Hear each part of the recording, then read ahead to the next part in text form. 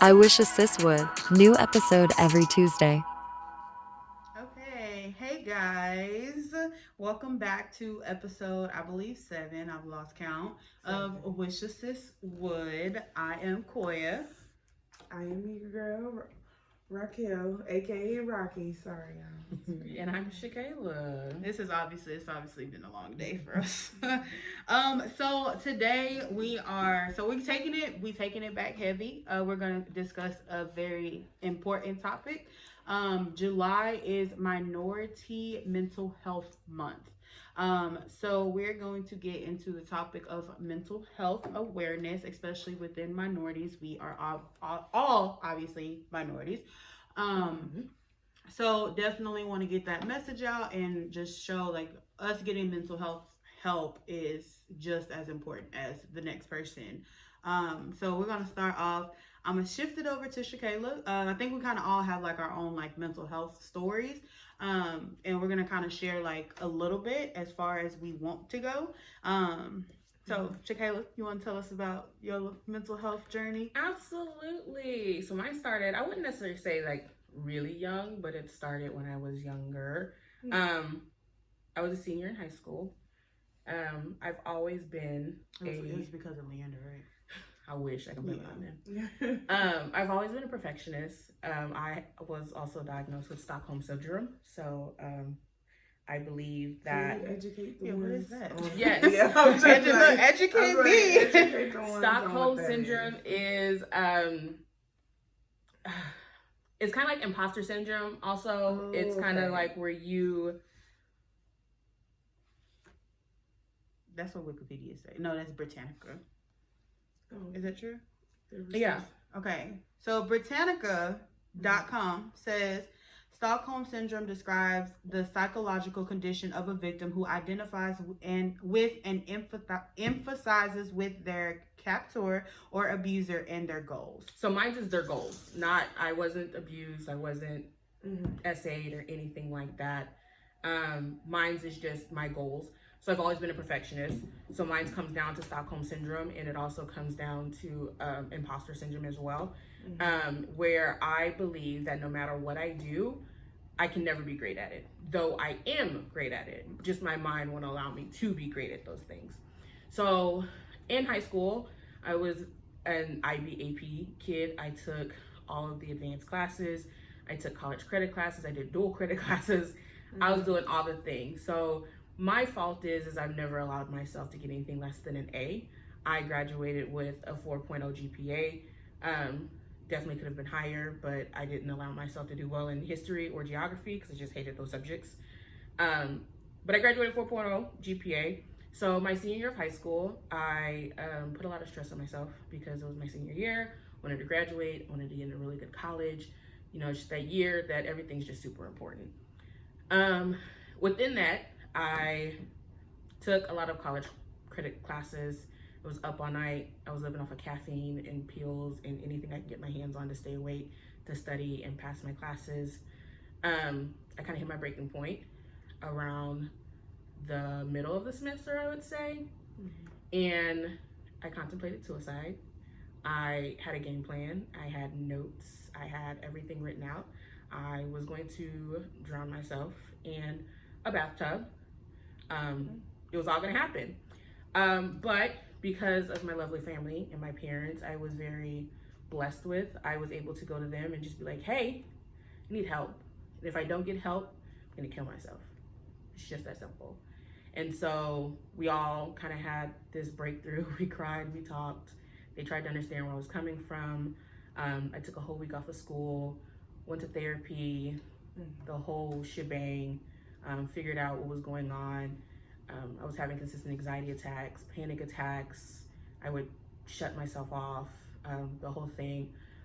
But it also kind of stemmed from later years as well. I was bullied growing up because I was a bigger kid. I've never been tiny. Now, of course, I enjoy my body. I love my body. I've grown to like those things. I also was a cutter growing up. I used to cut myself, but I used to wear like, it was also like back, cause I'm a 90s kid, so it was already like cool to wear like the sweatbands on your arms like the basketball players wear. So it was like cool during that time to wear them. So it was easy for me to hide the cuts that I was doing. I used to use, and this is all a trigger warning. We probably should put that at the very beginning. Like, Yeah. all this Proceed very, with caution. right? Same thing as last week. This is all very trigger worthy. I used to use the end of the little circle thingy that you would make like circles with. Protract? I think that's what they're called. Yeah. I used to use the end of that because we needed them in middle school, and I don't know why. I think we used them in math class like once, but I never knew how to figure it. I never figured out how to work one of those. don't know what they are for. Don't know why we used them, but we used to buy them, and I used to use those as cutting figures. But I think it all kind of just stemmed on the way that I viewed myself and the way that I looked at myself that caused me to put myself in that type of situation. But as I stated, I was blessed enough to have parents that weren't against, therapy or getting help and seeing that these type of things happen in life. If it wasn't for them, then who knows where I would be today. Probably would have not made it to my senior year graduation, but I'm here and I'm thriving. So that's my story. So my senior year almost took me out due to my mental health. Got you. That's powerful. Yeah, Definitely. intense. But I got you. Very. Yeah. Rocky, you got anything you want to add? You can go. Okay. Okay. So mine is not as heavy. I don't even want to say heavy because it's a story. Everybody has a story. Yeah. So mine's, I looking back on it, and once I figured out what it was, I more so started thinking back on my childhood. As a kid, I was always very nervous to spend the night over people's houses. Even like family members, my best friends, like I would always be super nervous for them to go spend the night at their house. Don't know why. I wouldn't be able to sleep. I would just lay there in the middle of the night just thinking like, somebody please come save me. Don't know why. Like I was safe, so nothing ever happened. Never a victim of sexual assault, none of that. So, but I was just always like super nervous to talk in front of people. I'm still super nervous to do that. Don't ask me to give a speech or anything like that. Super nervous to express myself, things like that.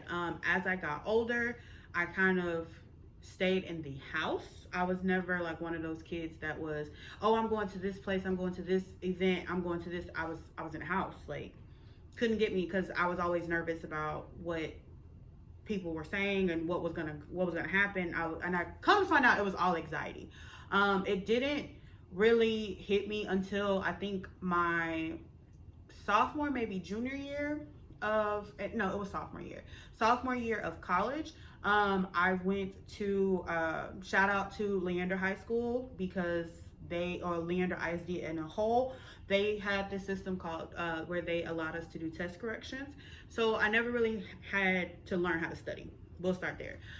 You always were able to either earn half of your points back on a test or either make corrections to get that up to a 70. So you technically could not fail a test unless you absolutely did not do anything.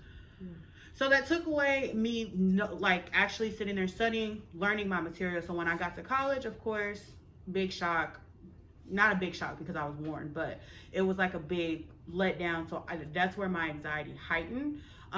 It was semester 2 of freshman biology, which I took it as a sophomore because I took chemistry first. But my professor, the weirdest professor ever, he was really he was weird in class. Like like the first day he introduced himself and they like introduced like their families and stuff. He was like, oh, well, he's like, I have a daughter. He's like, well, I used to have 2, but she didn't listen to me when I taught her how to drive, so she paid the price. That's literally what she said. Like that's literally what he said verbatim. First day of school, first day of class. Yeah. So everybody was like, wait, what? And so I ended up failing a test, and I was like, I have to go, like get help. And I went to his office hours, sitting there talking to him. He literally said, I'm like that in class, so people come to the office to get to know me as me. As we're sitting there going through the test, I'm reading the answers, or like I'm telling him the answers. He's asking me questions. We're talking through it. He's like, this material. What happened? And I was just like, I don't know. And he was the one that pointed out. He's like, do you have a testing anxiety? And I was like, I don't know. So I came home. Shout out to being an hour and a half away from home. I came home, made a doctor's appointment, went to the doctor's appointment. Of course, they diagnosed me with anxiety, generalized anxiety disorder. I was put on medicine, and I was told to try it out to see how it made me feel. I didn't, and it was like a very low dosage. Didn't really feel anything, so I just never went back to like up the dosage or see what's going on. I just said I just need to cope with it, learn how to study, okay, thought I could handle it. And of course, anxiety doesn't go away. Some of it kind of shifted to depression because at Baylor, I had a very a small group of friends. And when I say small, probably like 2 or 3 people. But I was always like, hey, let's go here. And my friends were either busy or they were working. So I was like, okay, well, I'm just gonna sit in my apartment. But it got to the point where like junior and senior year, I actually did start going to stuff by myself because I wanted to enjoy it. We got free sporting events tickets. Like, who gonna miss that up? But just went without it and just realized that I was just kind of like falling into like almost like a depression kind of. Don't know where it was coming from, but I just knew that that's what it was. Where it all came to a head December. Well, my mom was diagnosed with cancer in my senior year, so 2015. I was gone for most of her treatment, so that took a toll on me as well because I was in school through her chemo, and I came back when she completed chemo and began radiation. So I was there for radiations, but not there for the chemo treatments.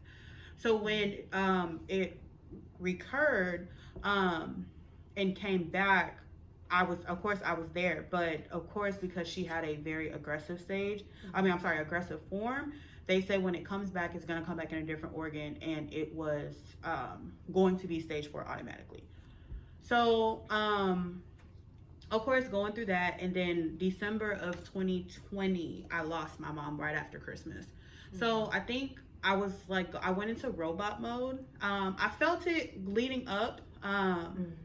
She was given 3 months to live in September 20th, actually. I went into robot mode, and I was just like, okay, look, it was like clockwork every weekend. Cause at that point I moved out. Every weekend I was going to Cedar Park, spending time with my mom, my dad and my brother. She doesn't need to do this. She doesn't need to do that. They wasn't finna tell me nothing. She was going to do it if she wanted to do it. I remember it was my grandfather's birthday in November, and we went to celebrate his birthday. And we came back, and my mom just started. What we now knew, or came to find out, it was a seizure. So she just started having kind of like convulsions. She couldn't stop. We were laying in the bed, and don't judge me, but I was one of those people that I can lay in the bed with my mama all day. And so I was laying in the bed with her until my dad decided he wanted to come to bed, and he would kick me out. And she was just shaking, and I was just like, are you okay? Like, what should we do? We called, because at that point she was on hospice care because she did not want to do chemo anymore. The nurse was, I can't remember, I think we couldn't get in touch with the nurse, and we ended up calling EMS. She went to the hospital that night. They confirmed that it was seizures and that the cancer had progressed to her brain. Of course, a month later, about a month and a half later, she passed away. But I went into robot mode to making sure that everybody around me was okay. And I took the time with making sure myself was okay. About a year ago, I think things got really, really bad. I got to the point where I stopped eating. I think I stopped eating, right? I wasn't eating, barely sleeping, just exhausted. And I'm going back into that mode right now, just a little tidbit, but barely eating, not able to sleep, just real stressed out, crying. And, and I couldn't shake it. I decided to go to therapy. Therapy does and has helped a lot. Just being able to talk, because I felt like I could not express it. Like I have people that I can express it with, obviously, but nobody, until you actually lose a parent, nobody knows the pain of losing a parent. And I mean, I probably took it harder because me and my mom was like freaking frat. Like, we was always together. When you see one, you saw the other. or, you know, until I was just tired of doing whatever, then it would be like, okay, girl, you on your own. But I said, like, my story, like, I didn't get as deep as Shakayla. I had moments where I thought about it, but I'm scary. So I was just like, you too scared for that, girl. So don't play with yourself. But yeah, it was pretty deep, and I figured out that mental health is very important, and it is talked about. It's becoming more talked about in our community now, and it shouldn't be embarrassed. And I even had a conversation with a friend, and I remember he was like, so you were on medicine? Like, that was the first thing that we talked about. And I was like, no. And I was like, but you need therapy too. Like, just joking around. And he was like, no, I don't. Okay. That's like, you can't push anybody. I realize you can't push anybody to want to do what you feel is best for you. But that's my story. Still working through it. Life is lifing, but, you know, we still here. We're still here. So... Well, do you have anything to add? If you don't want to add, that's fine. No, that's fine. I would say I dealt with like younger. I dealt with test anxiety, so I was the type of person, like, I knew the information well. Like, I can pick up pretty fast. I can, you know, catch on quickly and stuff like that to do what I need to do. But when a test hit in front of me, it was like blank. Like, and so that caused me to panic and have anxiety and stuff like that, because I didn't know how to properly deal with that so I could move forward, you know. And even, you know, if your birthday's in September and stuff like that, you know, you already have a late birthday. So, and I was struggling with reading and stuff at the time. So what my mom did, she helped me back even more. And at first, like, I felt really bad about it, because I was like, well, maybe something's wrong with me. But then I was like, no, I just came to understand through, like, my brother, his family at the time, kept me reading, even when I didn't want to, like. And then I had, like, special one-on-ones, like, with my teachers at that time. And so then my reading, like, excelled, and then I was good after that. But I think, you know, it is important to work through knowing how to identify and work through whatever mentally is bothering you. Now, per se, I would say I have to watch how deep I go in with my thoughts, because I analyze a lot of stuff. Like, I'm very observant, and I catch on there's a lot of things I don't say.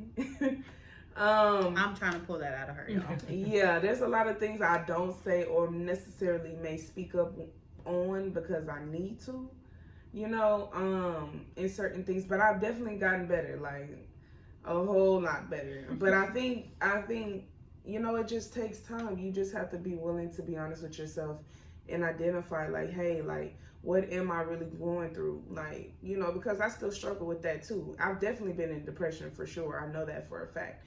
But I've always told myself, and it's kind of like a nagging thing. I don't even know how to describe it. Like, in my mind, like, it'll sit there, and it's like, okay, Raquel, like, there's always been that, all right, Raquel, like, you gotta come on, like, you gotta get it going. And I'm like, okay, let me get back into gear. Like, I've never stayed in a state too long to where it just fully took over, you know. So I think, but like I said, everybody processes certain things different. Maybe they don't know how to handle that.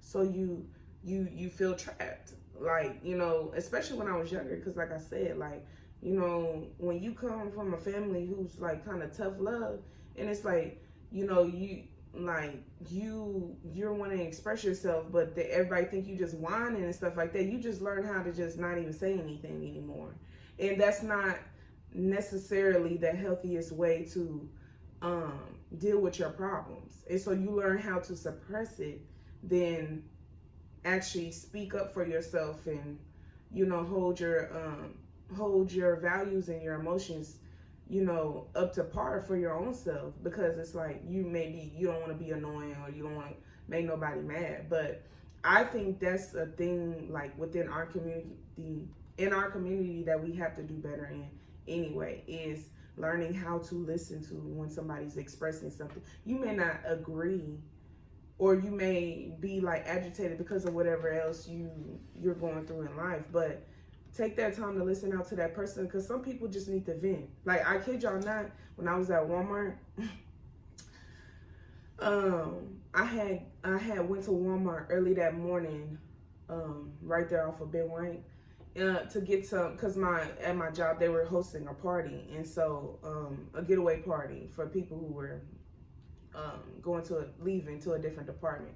And so I was getting drinks and stuff, and when I was walking out, this homeless guy come rolling up on the bike, like, you know, and I knew what he needed at the time, which is, of course, it ends with them sometimes asking for funds and stuff like that.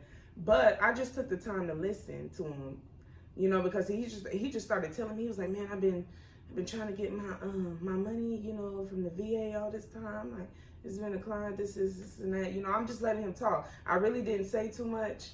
And he even said it before I could say anything, you know. He was like, well, first of all, just thank you for listening, because some people are just rude and they just won't even, you know, they won't even take the time out to, you know, listen to what somebody has to say. You know, sometimes people just need to vent. This is what this man told me. And I understood that. Because I know that feeling, like when you've been in that place before and people don't give you the necessary time or the attention that you need to work through that problem, you do feel like, well, why am I saying anything? Or like, you know, it kind of makes you look at people differently. So, but I think that is important, you know. That's my piece, you know. I will piggyback on what she said, that just listening. I think we grew up in a time where it was like, I don't want to say it wasn't okay to express yourself, but it wasn't. It wasn't okay for you to express yourself. It was considered talking back in a black household. Yeah, and it's like, and then even like if you were venting, or you know, if stuff was happening, you're trying to explain it, then you're a drama queen. It was just like you ain't got enough going on in your life in order for you to feel that way. Well, goddamn, I'm sorry, I wasn't allowed to have feelings. Yeah. So that listening, that goes a long way, and it just and as a young person, if you just take the time to listen, I think that helps out as well, because with my therapist, about 75% of our therapy sessions are her just listening to me talk about the things that has happened, and believe me, it's stuff that's happening. And so she will, of course, it's not just me just talking straight. Like, she's like, okay, so how do you feel? Like, what do you think is gonna happen next? You know, it's questions that comes out of it, but it's a majority of it is her listening, and that helps me because I don't have that all built up. And you know, listening goes a long way. And if somebody is like very talkative and things like that's what people need. So jumping into, like I said, we're covering minority mental health awareness. So the first thing, so why do y'all think black people do not talk to therapists as often as other races? They consider it as a weak moment. They consider it as being Crazy. Not okay. Yeah, a lot of people that I've talked to, I'm just like, because, you know, I'm a big advocate for therapy. She know I'm a big advocate for therapy. Like, all my friends know I'm a big advocate. Because, baby, you start talking about anxiety and depression, you talk to a therapist. You see a therapist? We ain't gonna see a therapist. Your insurance cover therapy? If not, talk to your manager. A lot of them have. It's like, I'm real big on therapy. Go to therapy. Go talk to somebody about it. But a lot of people, when I mention it, they be like, oh, no, I'm too busy. Or it's just like, I'm not weak. I'm not crazy. And a lot of people also feel like seeing a therapist means you crazy. Baby, you're not crazy. You need help. They're here to help. And like she said, a lot of therapists is just there to listen to you talk and then literally read back to you verbatim what you said, so you can find a solution. So I'm going to my therapist and like, oh, today was a hard day. Like, a lot of my anxiety and depression kicked up. And she'd be like, well, why did your anxiety kick up? Oh, well, I had a work meeting that I couldn't get through. Well, why couldn't you get to that work meeting? Oh, well, I had to present. She was like, okay, well, what about the presentation? And so they walk you through the feelings of how you feel. It's not them coming in here and be like, oh, nah, you crazy. Let me go ahead and write your prescriptions of all the medicine you're going to need because there's something wrong with you. But black people automatically assume that seeing a therapist is either a sign of weakness or you're crazy. And that's not what it is at all. And it's neither. It's that extra padding of to make sure that you're okay. I'm still. Hey Siri. Right.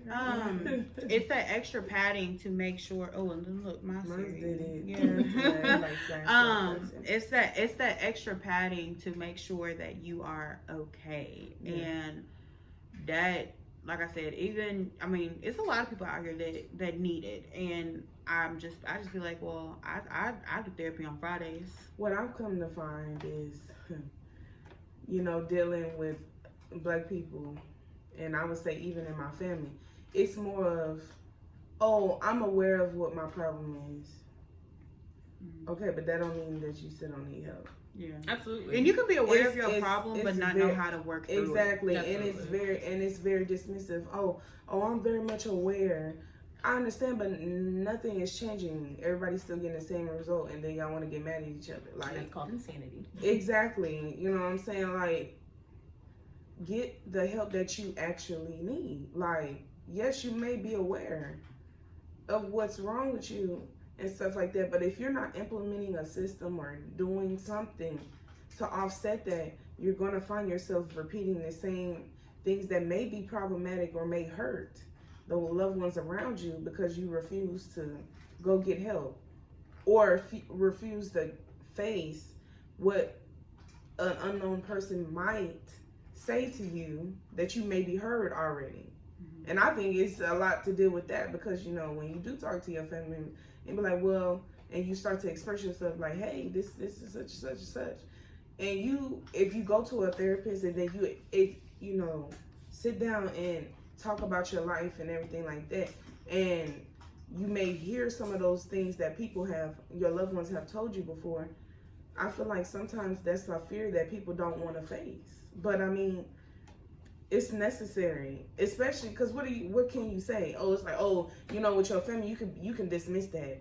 Oh, you know how it is. I do that just because this and stuff like that. But if it's an outside person who doesn't even know you, and then you say those same things, and they're like, well, maybe you should do it, or maybe you should rethink.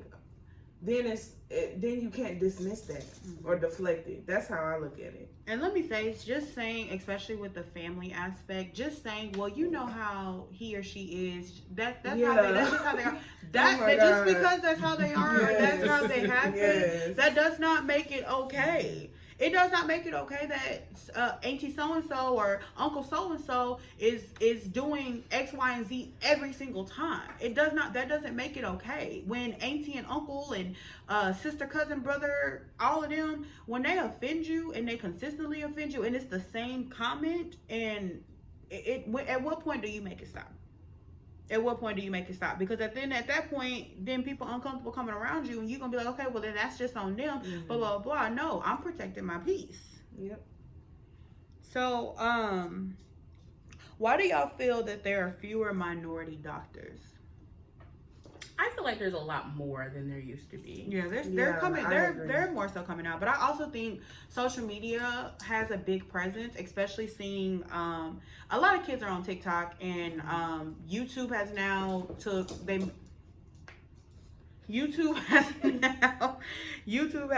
made YouTube Shorts or whatever. So the videos and the reels and stuff that are posted on Instagram and TikTok, they're now available on YouTube. YouTube is a kid's playground. And when you see these rappers and these actors and these singers and stuff like that, or maybe even a drug dealer that are able to afford all of these things, I think it takes away from a kid to what they should aspire to be. Like, yeah, you see the dances, you see this and this, but look at what you see on the TV. You don't see Dr. So-and-so, or and I'm not talking about Dr. Dre, I'm not talking about him, I'm talking about the doctor that's actually in a doctor's office, not in a studio. You don't see them on the TVs and all of that, but you see the actors and the rappers and all of that, the people on reality TV shows, basketball wives, and they're not even wives, Real Housewives, and they're exes and stuff like that. It takes away from the need, and their kids are now going to school, which I love, and they're pushing for their kids to go to school and get an education, but their kids are not on the TV. So even like, for example, the SWV versus Escape show, one of them in SWV, I can't remember her name, but she has a son, and her son was in school, and they said that he was going to be a dentist. Granted, he may not have wanted to be a dentist, but he said that he wanted to stop being a dentist and pursue being a singer.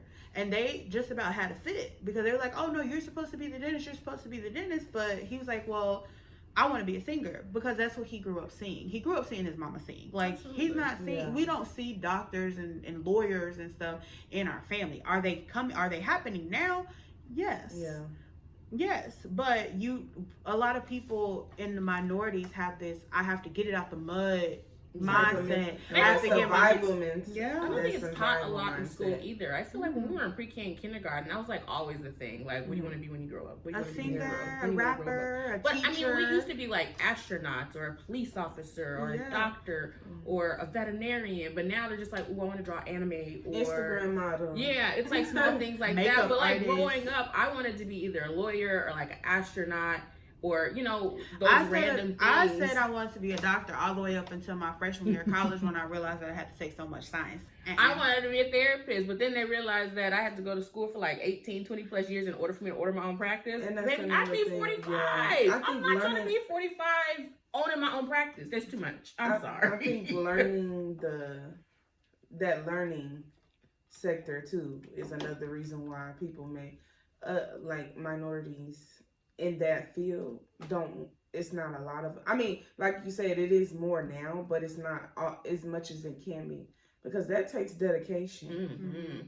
And you're gonna be in debt on top of that. And another thing that's pushed into a kid's mindset, and I don't know why this is so prevalent in a black household, but you got to get out of my house at 18. At 18, you got to do your own bills, such and such. Now, my parents didn't do that. I was blessed not to have that. Yeah, either. I was blessed to not have to do deal that. with that, But baby, I'm still in the house and I already graduated college.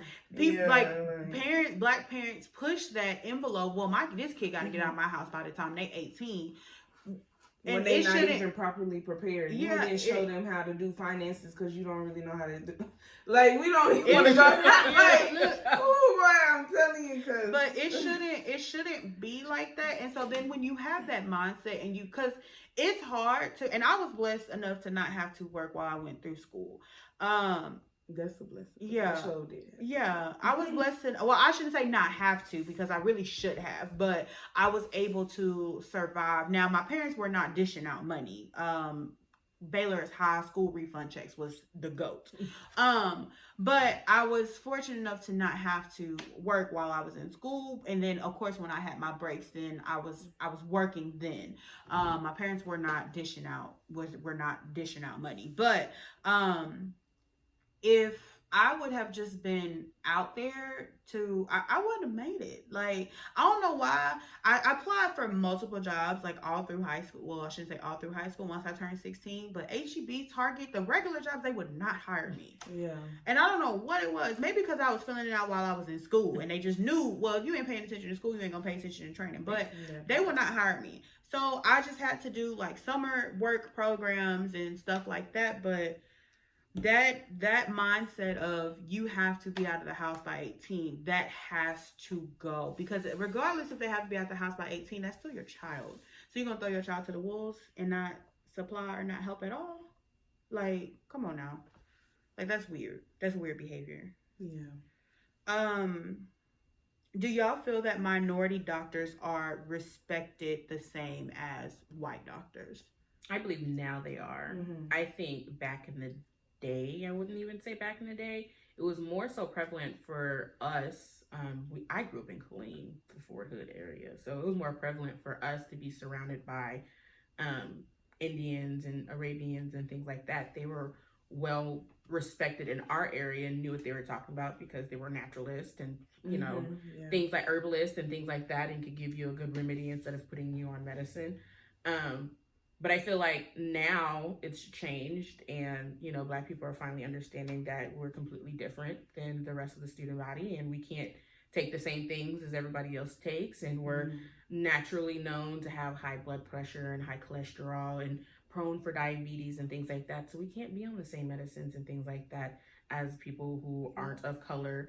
There's just certain protocols they have to go through. So I feel like now they're being more respected, but back in the day, I'm sure they probably weren't. It was just like, a black man, some hoops. a black man, a doctor, sure. baby. You know, you had to do something to become a doctor. I know you ain't finished school, type of thing. My dentist is black, and I love him. Love that office. He mentioned something about falling off a chair. He was like, I don't know if I have insurance on my stuff to cover that, and I died. And he was like, you wasn't supposed to laugh that hard, but I was like, it was funny. They're becoming respected now. Yeah, they are. Every time I get the opportunity to see a black doctor, I'd be like, yes, I seek out the minority. My therapist is black. Currently looking to switch up. Like, I'm not leaving my therapist because she'd go. But currently looking into a psychiatrist, but I want to find a black psychiatrist. My OB, she's not black, but she is a minority. I gotta find me a primary doctor. I need a new one because I had one. She was black, but my primary doctor left from that area. So she's Hispanic and she be booked and busy. She's so cool. My primary doctor. I gotta find me one though. Yeah, most I think there's a site called ZocDoc that you can look up your doctor. So there's also a website that has nothing but like black doctors on there, and you can put in like your area, and you can find it. There is one for Austin, especially the Austin area, but a lot of them are like retired, so it's like an old website. Yeah, or like they're retired, or they're not accepting like new patients, or they're south. I'm not driving all the way to fucking Kyle to go to the damn doctor. No, I'm all right. So sorry, I have that mindset, but like that's a far drive. Like, why would I drive 40 minutes to go to the doctor? Yeah, like y'all can come up north. We need someone. We do. And shout out to my cousin Shador, because I'm trying to shift through the questions that with respect of time, I'm trying to shift through the questions that you this sent me. This episode might be a little bit longer. Yeah, but I think it's very much so needed. Do y'all think slavery has caused mental health problems for generations? That's trauma. I don't think for our generations, maybe for our parents, but not for us. I don't feel like we were in the time frame for slavery that I think it's came back, and I think more racism. So, if you say racism. Yeah. But I kind of combine the two. Okay. And this is just me going to PWIs and being in white school districts, stuff like that. Nothing wrong with y'all. Y'all are amazing. Love y'all. Sometimes. But like even like when I first moved to Cedar Park, when of course I'm a black kid, getting my hair braided, it was, oh, is that your hair? Is that horse hair? Let me like it was stuff like that. Like when I would wear like tennis shoes and stuff like that. Even the black kids are like it was they wasn't even full black, they was mixed. I didn't realize what that was until I got older. Me either. I mean like, but it was just like stop touching me. Like it was like don't touch me. It's an invasion of privacy. Yeah. So you have to be direct with people now, because I mean it's still out there. It's grown people now. I'm like, it is. It's very like don't walk up and just touch my hair. Like, but like, you know what? I've never had somebody touch my hair. Like I've had people compliment, but I've never had anybody touch my hair. Because bitch, what you doing? Yeah, like I said, I'm from the Clean Fork Hood area. You know, there ain't nothing but niggers out there. So. Niggers. So coming out here to Leander Cedar Park, and all the white girls wanted to be my friend, and oh my God, her hair, they hated me. And oh my God, you're so pretty, and not knowing that they're racist. Like they were the white people would be like, oh no, but my best friend's black. Well, it's just because your best friend's black doesn't mean you're not racist. Exactly. So they were them type of people, and now that I'm older, I'm still like, oh, y'all are racist. Yeah, no, for real. And here I am thinking you liked me, but no, you really just enjoyed making fun of me because I was a black woman. Like, that's weird. And going back to where I say that racism and slavery, because dealing with what I dealt with in grade school, and then like I was one that I just didn't want to wear sew-ins. Like it was just because it was just so talked about in the white schools that I was just like, okay, that's not what I want to do. But of course, by my senior year, maybe prom, I put a sewing in, and you know, of course I messed it up because I didn't know how to handle it. But you know, okay, cool. So by the time I went to college, I did start having sewings and braids and stuff like that, and it was okay. I think it does take after high school for you to really like. Yeah, it takes for me to find myself. Yeah, like I did like the micro braids and you know stuff like that. But as far as like doing braids, it take too long. Girl, I didn't understand like how long it took until now that I'm older, and someone would be like, "Oh, come sit in my chair for 12." Girl, no, take me to the African.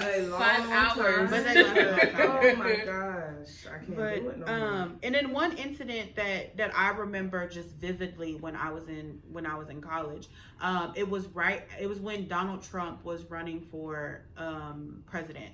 Of course I went to Baylor, white school. A white guy came up to a black girl and pushed her off the sidewalk. She's just walking to class. He just casually came up and pushed her off the sidewalk. His friend said, hey bro, like, what are you doing? Like, why are you doing that? He goes, oh, I'm just trying to make America great again. Girl. So it literally took, and I mean, this was like broadcast by like, I think like BET did an article, like multiple news stations did an article on this, but because a lot of people were mad about it, but it like, a group of people like got together and walked her to class because like, why is that? But it's like when you go through stuff like that, and then especially being in Waco when there's history of like lynching and stuff like that, and when Obama did his second got some interesting exactly when Obama did his second re-election, like I remember like it was just going around like on Twitter, hey, just stay inside, don't go outside, because this is the history of Waco, like you don't want to be caught outside.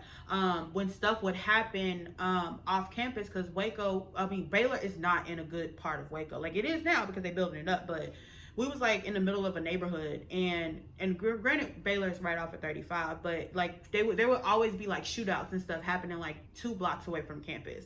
We would get text messages saying, stay inside, it's a shootout, stay inside, and not these words verbatim, but it would say, saying that there's a shootout, stay inside, take shelter, and it'd be like, the suspect is a black male with a fade. It literally said a fade one time, and everybody was like, that is 97% of the black population at Baylor. But you know, it's stuff like that, and not that the racism continues. So I think as we experience it, and especially now that there's so many things that's happening where it's bringing up racism. Now, everything is not about race. Let me throw that out there. Everything is not about race. But when there's so many race issues and we're taught, well, be on defense because you have to defend your race, that is where we're trained, and that's trauma, because it's like almost like whereas we don't have to relive the physical trauma of what our ancestors went through, we're mentally going through that. Yeah. Absolutely. We're mentally going through always be on guard, always be on go. Because didn't slavery only end like less than 40 years ago? Like we ain't even it ain't even been that long. It hasn't even been it. Try you, and I'm like, it hasn't even been a 100. Yeah, it hasn't. I think it's been less than 40 years since slavery ended. When because Juneteenth celebrates the freedom of slaves. If y'all didn't know, Juneteenth is really celebrated. It started in Texas, but it celebrates the freedom of slaves when I think the Emancipation Proclamation was signed. Texas was delayed in getting that information. So we was the very last state that's so wild to find out that slaves were free. So that is the real reason why Juneteenth is celebrated. Yeah. It says the Emancipation Proclamation was signed in 1865, but if we go to our civil rights leaders, main civil rights leader, Martin Luther King, I think like his I Had a Dream speech was not even that old. No, it's not. What? He was born in 1929, so he wouldn't have he would have been close to 100, but he wouldn't have even been 100. He died in 1968. See, that's around our parents' ages. Less than 50 years ago. It's still very much relevant, and I love that we do have these holidays like Juneteenth. Like Juneteenth is it's not a holiday just to be like, okay, parades and barbecues and stuff. Like, let's actually like understanding of what it actually means. We understand what the 4th of July means. we understand, well, no, they don't understand what Christmas and Easter means, but like we need to understand like what these holidays actually mean. MLK Day, like I remember as a kid, we used to always go to the MLK walks with the church, and those were early. Like I think we would come home and we would spend the night over each other's houses, so we getting like 2 and 3 hours of sleep, having to be back up at the church so we can meet at, I don't even remember where it started. I think at UT. No, UT was probably the second stop, but it doesn't matter. But it was like important to be involved. Yeah. I mean, I think that's the part that has to be highlighted, because black folks don't like to do nothing. We get comfortable, and especially these like Juneteenth is in the middle of the. It's not in the middle; it's the beginning, but it's hot. But get your kids out there and teach them what Juneteenth actually means. It's more than just a parade and a day off. It's actually, there's a meaning behind it. There's very much so a meaning behind it. Coming outside to be seen and baby, with your Juneteenth, my free-ish shirt that you made for me a few years ago. Okay. And people were texting me when I had the shirt. Oh, well, this is the real shirt. No, it's not. Like, fuck off my phone. So do y'all think that mentality or that trauma or whatever that we have, I don't want to say whatever, but the mentality, the trauma, the mental, I'll say mental instability from slavery, do y'all think that it'll end? No. Absolutely not. I know, because you got people who, like I said, that's taught. Mm-hmm. And when you grow up in a family, like, luckily now, you have some people of the other race, they like, I can't stand my family, because they're just so close-minded. So they're more aware. And the kids, even though you may try to grow up and teach your kids that type of hatred, some of them, it don't stick because they realize. And the internet's so prevalent now. Yeah, that's what I'm saying. It's so, I mean, you can't hide anymore. Even if they try to take, what did they take out of the schools? Critical race something in Florida. Yeah, something. Yeah, like didn't they stop worrying about like the civil rights movement? So, yeah, it was so. something like that. Like out of schools, like you can't teach history period without mentioning it. So it's really no way around that was like the ground foundation. Like you have to mention it at some point. I don't think we'll get over it, especially here in Texas, because Texas history class, okay, don't even try. Like, come on now. I don't think we'll be able to get over it until it's recognized by everyone. The other races that it happened. We can't not knock the black people as well, because black people can be just as racist as anybody else. Oh, that's very much true. And can, yeah. But until it's recognized by everybody, we're never gonna get past it at all. No, yeah. We gotta change our mindsets. And don't tell us to get over it, because get over it, but y'all came and took a whole country away from people. Don't get me started. But okay. I can't speak on that. That would have to be their topic, because baby, I didn't pay attention to history. I'd have to Google. Girl, Christopher Columbus, when he came over to America, he took it from the Indians. C's get degrees. Okay, baby. I mean, I believe that too, because he's student, but I still got that degree sitting over there. Wasn't my thing. Definitely got money, but C's do get degrees. Why do you think there are less psychiatrists in the urban neighborhoods? Because okay, I'm gonna be time to go to school. I'm gonna be really transparent. I really don't pay attention to what urban means. Can y'all explain that? I don't know the difference either. I just think that I mean urban. I think maybe they mean like more mainstream. Like I would think so. Let me look it up. Liberal. The characteristics of a town or a city. So I guess like the main, the main areas. Yeah. Probably because it has to be a real big.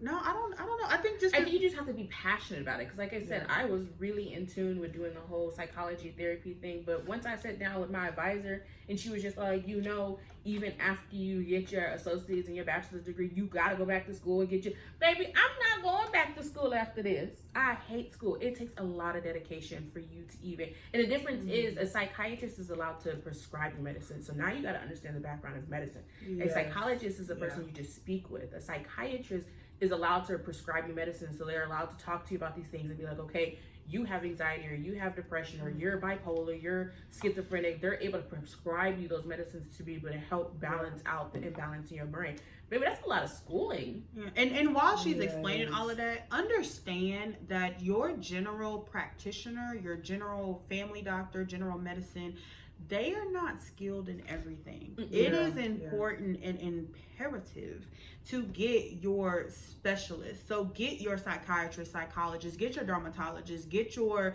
OBGYN, get your ENT doctors, your gastro. Like if you have, if your primary is prescribing you medicine, don't. It's very they're able, and y'all, that's what I do for a living, and people don't understand. They say, oh well, I have medications for this. Okay, well, it's a specific thing, but your general practitioner they're not specialized. They kind of have like a general overview. Yeah. When you get into those specialties and they're strictly on that subject, I'm gonna go to an OBGYN all day long my before I go to a heartbeat. I be sending her a message on my chart things. I'm like, this, and this, and she'd be like, girl, go talk to your OBGYN. Here's an orthodontist that I like, or here's a podiatrist that I like, or go talk to this person, because I mean, I can eat some ibuprofen, some Tylenol, but that's not what you need. Like, you need real help. It real with you. Right. Yeah. My primary gonna keep 100. That's one thing. I like those videos too. Like when they started circling around, they did the TikToks and stuff, the video, and you'll see them on Instagram reels of Black doctors, and they would they all will come up to the screen and it'll show like the name, what type of doctor they are. I think that was important to go around too, because I started seeing that a lot, and I was like, wow, like, okay, like, we out there, Black men, because I was surprised, to be honest with you, to see more in that field. So I think that's what makes it weird with the social media thing. Like, now there's really no excuse unless you just choose to be ignorant. Yeah. That's exactly that. You can find anything on the internet at this point. Especially TikTok. TikTok, another search engine. So last question, and then we'll wrap it up. Why do y'all feel that we do not, or do y'all, or I'll ask it in two different ways. Why, or do you feel that we need to increase the teaching of mental health? So like, why do you feel that we don't teach it enough, or do you feel that we teach it enough? Like, I didn't feel like it was mentioned a lot in school. Let me just say that. It's not mentioned a lot at school, and it's also not mentioned a lot at home. No. And like I said, I think that comes from the generational curses that we're currently breaking. Like me, I'm not necessarily saying that I'm breaking generational curses in my family, because we were very loving, very hands-on, very in tune, but we got whippings. Now, am I saying whippings are bad? No. Am I saying that every once in a while, we got whippings, we got tore up, okay? Spatulas, extension cords, belts, hands. Like, wait, and yes, Daddy, we did. Okay? We used to get tore up. So, I mean, I'm not going to say that, my parents used to beat me. Like, I got a 1 or 2 whoopings, but of course, me being the girl, my mom was just like, you're not doing that no more to her. Go do that to the boys, but leave my baby alone. So, I mean, I didn't get it as often as the boys do, but that's also a bad thing as well. I just wasn't a bad kid. So I wasn't few either. of them, but I just wasn't a bad kid. Used to not be a snitch is what it was. I used to not tell on people, and that's how I used to get in trouble. Yeah. So I used to be like, my brother would do something, and I just wouldn't say nothing. But since I didn't say nothing, now we both in trouble because I ain't tell. And that's why I'm a snitch to this day. So if you ever getting ready to do something, and you don't we ain't gonna go rob. You know that though. But you've already understood that. Yeah, I'm not getting out the car. She can't ride with me. Like, if I ever had to pull up on somebody, she can't ride with me because she's not getting out the car. Exactly. I'm not getting out the car. Like, what is the purpose of you going? As a witness. Association, somebody got to be a witness. I got to sing like a canary. So you going to let me get my ass beat? It just depends on the situation. I might be the one calling 911. Hey, my best friend get her ass whooped. But she ain't started, though. Yeah, I'm okay with going to jail. I'll speak to the station. Yeah, where you need me? I'm going to be there. I'm going to be there because you're going to be the witness. Everybody need a witness. It's me. Because I'm going to sing like a canary.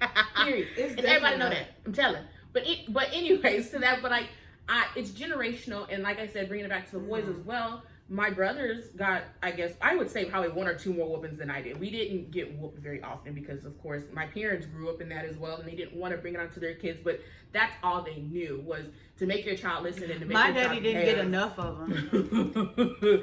They felt the need to beat the child or to whoop the child. And so, as I'm going back to saying generational curses and things like that, I think now we're understanding that, your mental is important. Beating a kid is not going to make them change. You still can grow up to be, a crackhead or a drug dealer or, shoot up whatever you want to shoot up because it's all in your mind frame. It depends on how your parents talk to you and raised you. My son, very in tune with his feelings. Does he get called a crybaby because he's very in tune with his feelings? Absolutely. But that's okay because I'm teaching my child that emotions are important. It's okay for you to be upset. It's okay for you to be mad. It's okay for you to be mad at mom because mom told you no. These feelings they're important. So I do think it needs to start being talked more about. I do believe that we're in an era that it is being talked a lot more. Because like on TikTok, there's helicopters mom, and there's crunchy moms, and there's these types of mom. I don't know what type of mom I am. I don't helicopter my child, but I am going to know where my child is at. I don't yell at my child, but he is very well-rounded and listens very well. I don't beat my child. I don't put my hands on my child. We just be having conversations. And he's very well-rounded. Does he have a smart-ass mouth? Absolutely. But he gets that from his mama. Can't be mad at that. But but it does need to start being talked about a lot more. And I haven't been in school in ages, but starting up in therapy, we've been getting these emails because it is, my minority mental health awareness, that they've been sending out different phone numbers you can call for, the hotlines and, suicide preventions and different websites that you can look into and things like that. So I'm glad that it's being talked about a lot more, but it's not, but it hasn't been. And of course that dates back like to an uproar. Yeah, like our parents, it's shifts happening like it needs to be. I'll put it like that. I think a lot of it came from our parents living with their parents, of course, with their parents, living with their parents, and just thinking that, the right way was to ignore your feelings and to beat your child, basically. Yeah. And let me say this because, like Shakayla mentioned, she's the only mom in the group, but my family has a daycare, and just as far as with discipline, and while if you don't feel like it's okay to whoop your kid or whatever, and however you may see fit, but if you should never delay discipline. It should never be, well, when we get home, or I'm gonna get you later on, or you need to. That's where anxiety comes from. Yeah, not even that, not even that. But most kids forget. So that too, absolutely. But I mean, like, we can't necessarily like if your child act up 8 o'clock in the morning, you don't pick your child up till 4, 5 o'clock. Of course, that's gonna be delayed. Yeah, but take that time to talk, and like, we're not saying whoop the ass right there, but you know what I'm saying? But like, it should not be, well, when you get home or whatever, like the redirection needs to happen immediately because kids forget. Yeah. So like when it's, where we're going to get home, but we're going to go to TT house and to Mimi house and to the Burger King and all of this stuff. And then 17 hours later, been having fun in between. And now you mad at them again. And they it's don't like, so what am I? I'm getting in trouble for having fun. They don't remember. That's why I'm very in tune with teachers calling you right then and there when a child is acting up. Like my son, when he's bad at school, first thing the teacher's gonna do is like, don't make me call your mama. And he'll still continue to act up. They'll call me and I'll be like, you want me to come to this school? That's all it takes. And then he act up. He'll get a 4 the rest of the day. That's exactly what my first grade teacher did, Miss White. She was black lady. But I will be. This is when you have to walk into lunch, hands behind your back, but so she ain't listen. Rocky say she don't listen. Yeah, but look, we're finding out a lot about. I would be in that line cutting up. Then we cut that corner, and I see my daddy standing there. Oh, I said this woman that sat there and called this bitch the snitch. Like, it works. Just his presence. I'm like, damn. Of course, and it sucks that nowadays, as we're going on to this, like nowadays, like parents can't be in classrooms. But like, you know what? That didn't work. That didn't work on my brother. Mama, I think when I wish they would call mama and come sit in the back of the classroom because baby, now I'm scared. No, my brother was in trouble every day. Like my mom was the classroom mom because she was there every day. Like it, and I can tell this because he's 6 years older than me. So this was before I was there, or I was just born, but it don't matter. Like it was Mother's Day. And she went. It was Mother's Day. They had the little cute little presents. Yeah, they had like lunches for lunch for mom or something. My mom said she came in there. She had to eat by herself because my brother was in trouble. But they was like, but he can't reward bad behavior. That's I was bad those days because I wanted my mama and my dad to come. Nah, I don't think they ever came to me. Yeah, they showed up. Look, that's but my dad stayed at the childhood. I was like, Miss White, I can't stand you. She would call her like, she probably you said you turned that corner. But sometimes he would just come to eat lunch with me because he could. So you was never sure if you got a phone call because you was being bad in exactly, class. and that's what made me mad. That's what made me mad because she was snitching. But anyway, it's okay. No, you ain't gonna do it. It's in the past. Look at you now. Look at you now. Very well rounded. Look at you. Look, parents, didn't y'all do a very good job? We're very well rounded individuals. Until you make had to root me like that though. I was rolling under tables and I was running. She was bad. I was running. No. I'm talking about when I got home, baby. This is home. I was running for my life. Mine left. My daddy, first of all, the last time I got a whooping, I think he really felt bad. But like, I need y'all to double check. I know. It's the I think he just felt bad because he didn't double check. He didn't double check. My brother, because I was just wanting. I guess I was just under the annoying sister. I don't know, but he gave me like a bunch of change. Like y'all know black people. We always keep like a container of change. Oh yeah. And so my brother gave it to me. Like I said earlier, I was never in my room. I was always in my parents' room. So I went into my parents' room, I sat on their bed and I poured it out. Don't know what I did, but I got up, or what I left to go do. I got up and I went to go do something. I probably went in my room to watch TV or something. My daddy comes in. All of a sudden I hear my daddy call me. I get up, he goes, "Whose money is this?" I said, "Pookie gave it to me." No, he didn't. Tell the truth. I said, he gave it to me. When I tell y'all, he told me up with my own belt. He broke my belt and then told me to go get, first of all, then called my brother in the room. My brother said, "Yeah, I gave it to her." He gonna say, "Oh. Bruh, I just want to let you know, Daddy, I never got my belt replaced." And then he told me to go in my room and get myself together. Wait. See, that's childhood trauma. Because how you beat your child over a truth? I never told you. I could not stand that. Like, you want me to get myself together and you whoop me at church. That's another thing that I've understood. Not even just whoop me at church, but you whoop me for something I didn't do, My name is I got taken outside. My name, I wasn't bad in church. Okay. I wasn't bad in church. But look, my name is Koya Caldwell and I am here to tell my story. Look. I didn't get whooped often. My mom came from a really, messed up background, so did my father, so whoopings, were a thing, and so my mom was just like, "Nah, just stop putting your hands on my kids. That's enough." I was the good kid. But we also weren't bad kids. It was just the small shit that we would do. Like, we knew we shouldn't be playing with lighters, but we was catching shit on fire. We knew we shouldn't be jumping on the bed, but we was jumping on the bed. Like, we got in trouble for things that we knew. Shit on fire. My older brother was catching shit on fire. You was just jumping on the bed? I watched my brother catch a trash can on fire, and then when my parents came downstairs and asked about it, I told them I know who did it. Of course, it's just me and my older brother. Who else fucking did it? Of course. I got a whooping behind it, and to this day, that's why I snitch. My older brother messed it up for all y'all. Talk to him. We are here to tell our story. Okay, so closing out, this was a longer episode. I hope you guys stayed with us throughout the entire thing. Yeah. But I think it was a good conversation. We typically do have good conversation on here, but this one was well needed. Mental health is very important. Yeah, it is. Talk to your therapist. Talk to your psychiatrist. Yeah. There's nothing wrong with taking medicine. I can vouch. I take Lexapro for my anxiety and depression. There's nothing wrong with taking medicine. If you're not comfortable taking medicine, talk to your therapist and your psychiatrist about taking the medicine. Be an advocate for yourself when it comes down to your mental health. Like I said, I'm really big about mental health. Koya can tell you. My best friends can tell you. First thing I'm going to tell you is you talk to a therapist. And it's also okay to take a mental health day.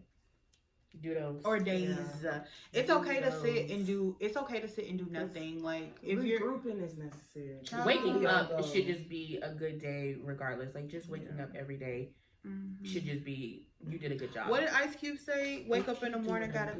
What did Ice Cube say? Wake up in the morning, gotta thank God. Yeah. So you should always be glad if you wake up. Basically, waking up is a good day. Reach out, and then also if you are afraid, or we're always here. We are good listeners, and tell your therapist. Yeah, just tell me the city, state you in, baby. I can help you find one. Not even that, but we're also here to listen. Like we're here. For you. We're a very good listener. Yeah. I know y'all. Some of y'all are like, I don't know like that, but we're still here. Our DMs are open. You can hit us on our email at it's wishassiswood@gmail.com.